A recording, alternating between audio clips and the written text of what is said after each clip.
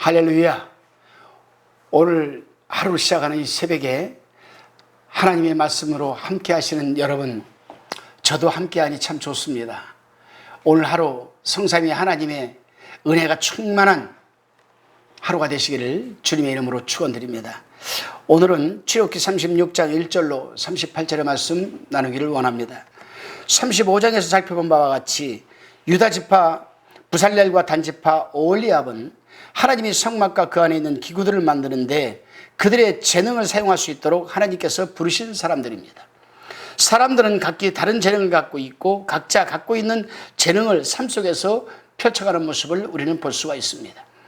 특히 오늘 본문에 등장하는 부살렐과 오홀리압은 성막과 기구들을 만드는 데 있어서 매우 탁월한 재능이 있는 사람들입니다. 이처럼 탁월한 재능을 갖고 있는 사람들이 성막을 제작하는 데 투입되었다는 것은 그만큼 성막이 중요하다는 것을 의미합니다. 그런데 이들이 이처럼 탁월한 재능을 갖고 있게 된 근원이 바로 하나님이심을 오늘 본문 1절은 증거하고 있습니다. 부살렐과 오홀리압 및 마음이 지혜로운 사람들은 하나님께서 그들에게 지혜와 총명을 부어주셨기 때문에 성수에 쓸 모든 일을 할 줄 알게 되었다라고 증거하고 있습니다. 즉 이들이 갖고 있는 지혜와 재능을 하나님께서 이들에게 주셨다라는 것입니다. 신앙인과 비신앙인의 차이가 있다면 하나님에 대한 인식의 차이가 있는 겁니다. 역시 지혜로운 사람과 지혜롭지 못한 사람의 차이 또한 자신의 지혜의 근원에 대한 인식의 차이입니다. 지혜로운 사람은 자신의 지혜가 하나님으로부터 왔음을 시인하지만 지혜롭지 못한 사람은 자기 스스로가 똑똑해서 지혜롭다라고 착각하고 있습니다. 하나님을 믿는 신앙인 중에서도 하나님 앞에서 겸허한 지혜로운 사람이 있는가 하면 여전히 하나님 앞에서 자신의 지혜를 자랑하는 지혜롭지 못한 사람들도 있습니다. 하나님 앞에서 겸허한 지혜로운 사람은 하나님의 일에 기꺼이 동참함을 의미합니다.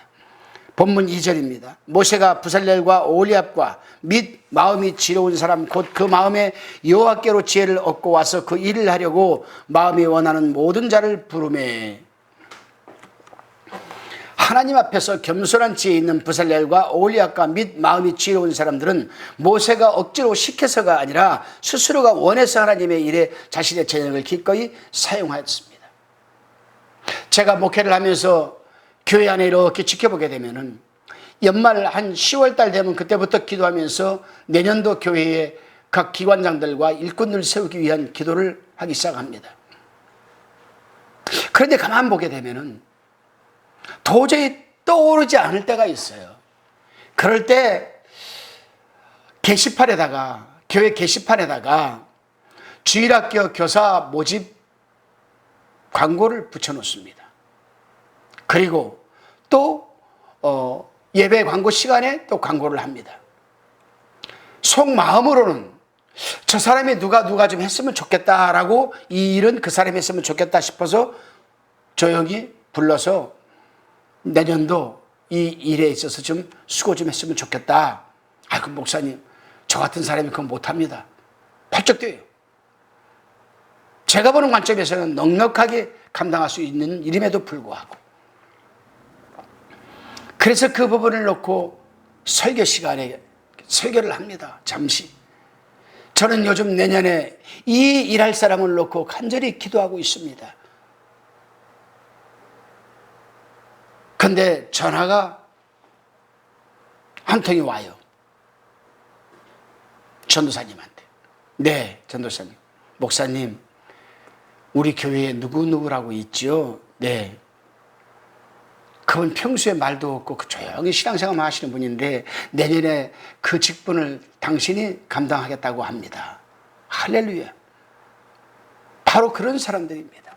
그런 사람들. 그런 사람들은 겸손한 사람들이죠. 겸허한 사람들이죠. 그런 사람들이 가지고 있는 재능과 지혜와 지식이 바로 하나님께로부터 오는 것이거든요.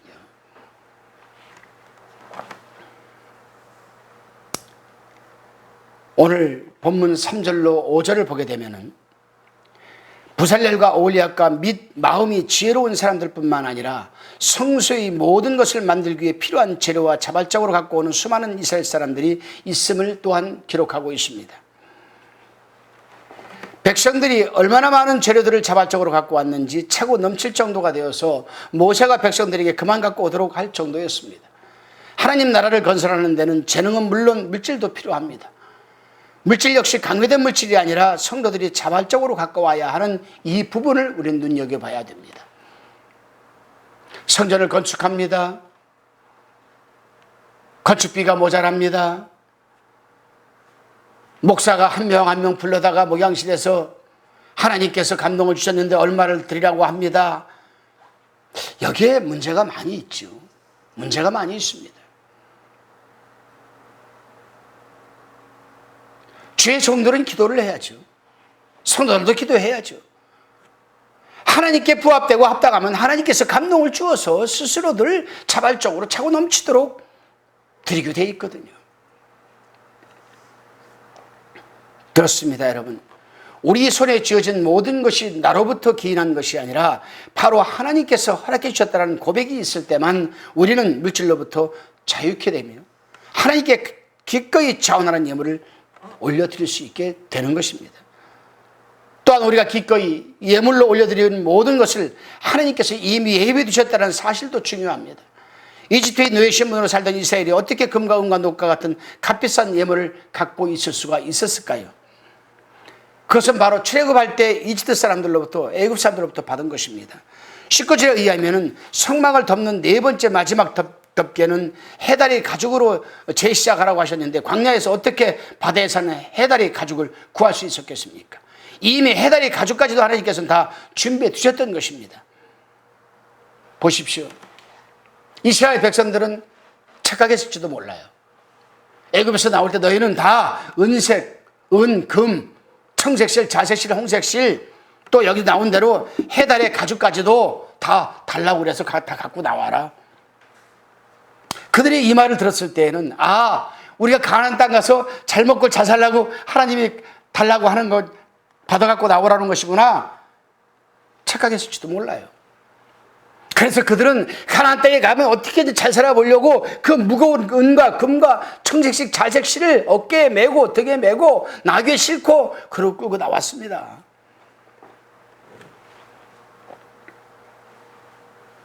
그런데 광야에 오다 보니까 하나님께서 성막을 짓겠다고 그것을 다 백성들이 갖고 오라고 말씀하시는 거예요. 놀라운 사실은 차고 넘치도록 그들이 갖고 왔다라는 사실입니다.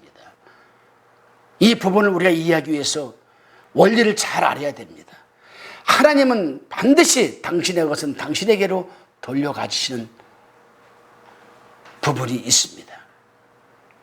이 세상의 모든 건 다 누구 거예요? 하나님의 겁니다. 당신 겁니다. 볼까요? 주님이 주일날 예루살렘에 올라가는데 사람들이 구원해 달라고 구원하소서 구원하소서 호산나 호산나 수많이 외치면서 종려나무 가지를 깔고 의돛가지를 벗어서 깔아주고 핵심적으로 주님이 타고 올라갈 나귀 새끼 한 마리 없었습니다. 여러분, 어느 누구도 드리지 않았습니다. 그럴 때 주님께서 제자 둘을 보내면서 마을 건너편으로 가면 아직 아무도 타보지 못한 나귀 새끼가 메어 있을 것이니 그것을 풀어 끌고 나에게로 갖고 오너라. 만약에 그 사람들이 그 풀어서 뭐 하려고 하느냐면 주가 쓰시겠다 하라 이 말만 해라. 진짜 가서 그러니까 왜 남의 나귀를 풀느냐? 주가 쓰시겠다 하신다. 가져가라. 주님께서 한 말 그때 기억해야 돼요. 주가 쓰시겠다. 그러면 그들이 돌려보낼 것이니라라고 우리는 성경에 기록이 되어 있습니다. 돌려보낼 것이다. 그렇죠. 이 세상의 모든 물질은 다 하나님에게로 돌아갑니다. 돌아갑니다. 여러분 한평생 열심히 벌으셨습니까? 수고하셨습니다. 근데 그 재물 어디로 갔죠? 하나님에게로 갔습니까? 자녀에게로 갔습니까? 자녀에게로 갔죠? 좋습니다. 수고하셨습니다. 그 자녀들은 그 평생 그 돈을 가지고 뭐 했을까요? 하나님에게로 왔을까요? 그 자손에게로 왔을까요? 망했을까요? 결국에 이 세상의 모든 물질은 하나님의 주권과 섭리와 경륜 속에서 돌고 도는데 어디로 가느냐? 하나님에게로 가는 겁니다. 하나님에게로. 그러면 하나님은 그 물질을 받아서 뭐 하실까? 당신의 신실한 여러분 백성들에게 부어주시는 거예요. 부어주시는 거예요. 애굽 사람들이 평생 모아놨던 금은, 청색실, 자색실 다 빼앗겼잖아요. 다 주었잖아요.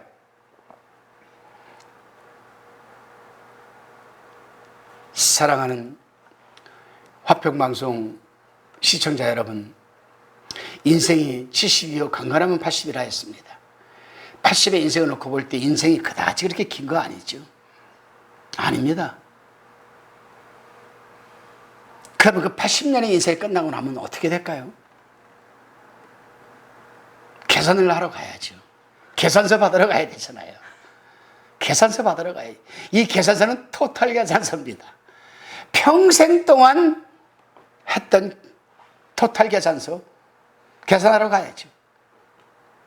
여기에는 잘하고 잘했다 착하고 충성된 나의 백성아, 나의 종아, 상급과 면류관을 받을 자들도 있겠지만, 바깥 어두운 들은 내어 쫓겨서 불빛 하나 없는 곳에서 일을 가는 사람도 있을 것이고, 구더기가 소음치는 듯한 곳에 들어가서 고통을 당하며 세세토록 자들도 있을 것이고, 끓는 유황불 속에 들어가서 고통을 당하는 자들도 있을 것이고, 물 한 모금 없이 걸떡걸떡하는 자들도 있을 것입니다. 우리는 어떤 계산서를 받아들여야 될까요? 하늘에 준비된 특실로 들어가야 되겠죠. 그리고 우리는 면류관과 상급을 받아야 되겠죠. 그래요, 여러분. 그러한 것을 생각해 보면은 잠깐의 세상에 누리는 낙보다는 영원토록 누리는 낙이 낫지 않겠습니까?